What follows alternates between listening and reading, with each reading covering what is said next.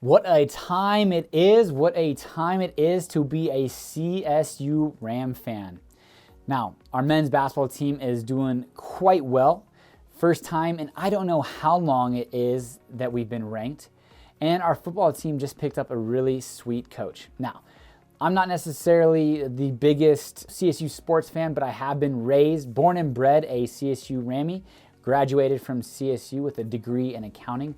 But today is going to be part 3 of our 6-part series on the sections of Fort Collins, Colorado, the campus, CSU, Colorado State University, one of our biggest employers.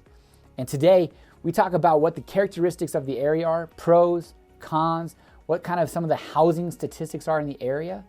And we really just dive into, is this going to be a good fit for you and your family or potentially an investment, or potentially for your kid if they're coming to this area to live and go and be a Rammy. What's up, everybody? My name is Patrick Soukup with Soukup Real Estate Services here, living in Fort Collins, Colorado.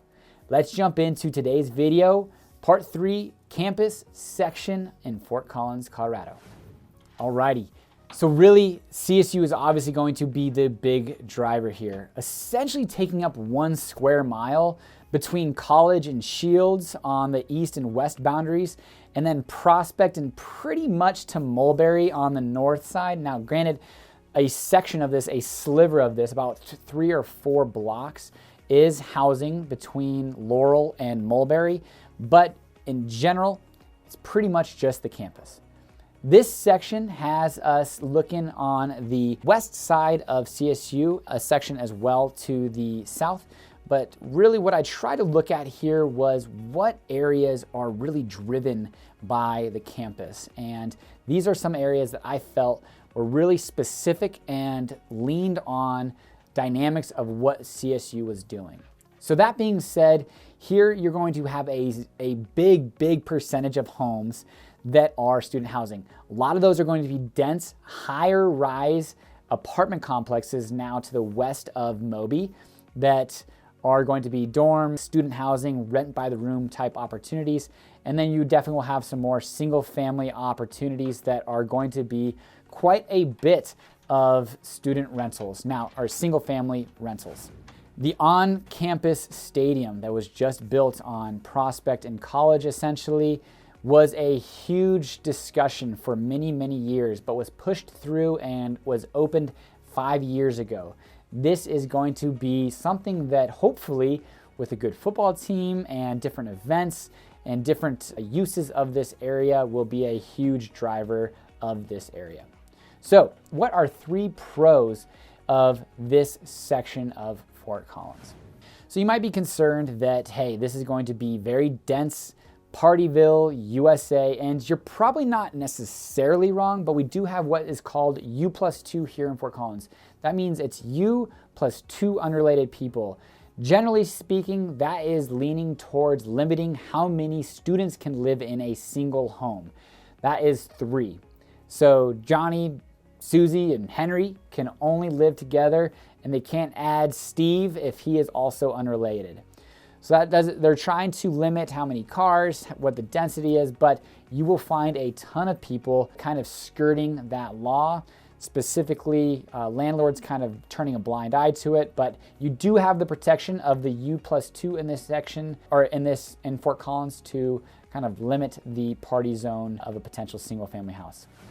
If you're looking at putting money into a property specifically for an investment, this is a great area to do that. It's a capital preservation play. There is always going to be demand for houses in this area, so long as CSU is still in play and growing and thriving. There are going to be people who want their house to be bought and their kid to live in that and pay rent or mortgage to themselves rather than paying it to a landlord. So there are always investors looking, as well as single family purchasers and people looking for owner-occupied opportunities.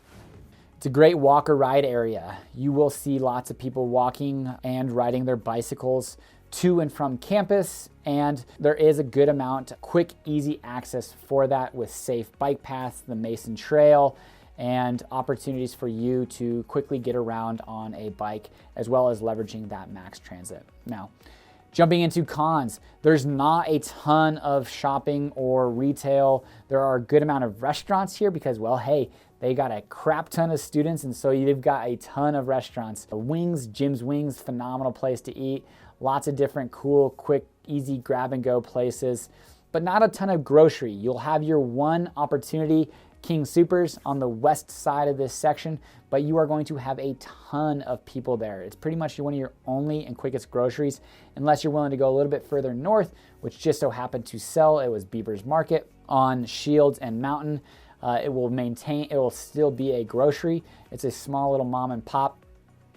Used to be mom and pop, still kind of a mom and pop owner, but that's a grocery there as well. So if you're looking here, you've got to understand you're going to be in a party area.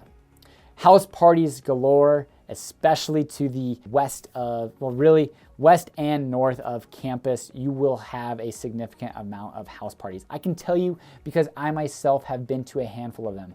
I had a client that was looking at buying a house in one of these areas. Now, there are little pockets that have more owner-occupied homes in them, but you will also potentially have, we don't restrict where rentals can be here in Fort Collins. So even in this hugely densely populated owner-occupied area, you could have a rental popped in there. And who knows who's going to be living there and if it's going to be undergrad, graduate, and what type of party situation they are going to be.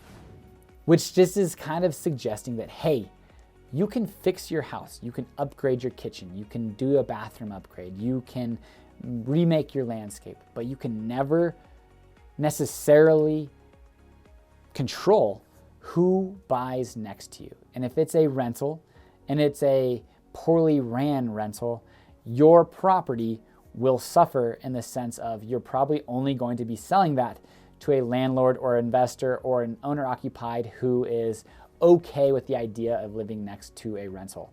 Now, so as much as we were talking about capital preservation in the pros, it is also a risk if you are looking at investing and putting some sweat equity and capital into that home, because who the heck knows who could be living next door.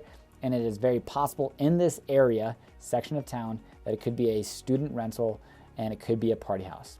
So that being said, schools in this area, Bennett, Bowder, Dunn, Blevins, Lincoln. Then you could also be going to Rocky Mountain High School as your main high school. How about some housing statistics?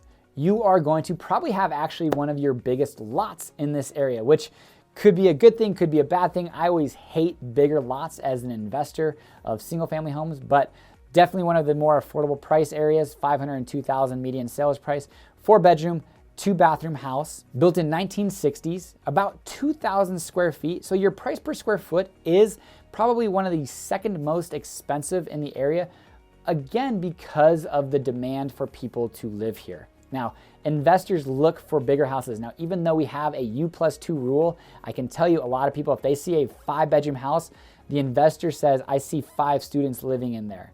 And you really can't control that. Now, City of Fort Collins does have that ordinance, and they do look for things specifically, lots of cars, lots of trash, noise complaints. So I'm not necessarily saying that you should be a whistleblower, but you do have protection, especially if you're looking at buying a $500,000 asset, if you do not want to have 6 people living next door. So CSU, go Rams, fight on, you stalwart Ram team. Fight, fight, fight. This section is definitely one that I've spent a lot of time with. Went to my undergrad there, graduated just about 10 years ago. Wow, that's crazy to say. And still really love supporting the area. So if you're looking at buying, selling, or investing in this area, hopefully this video has helped. Give it a comment, thumbs up, engage, interact. Hopefully you guys have found this content engaging and informative. If you guys are looking at buying, selling, or investing, give me a text, call, or email. I've got your back. Until next time, guys, take care.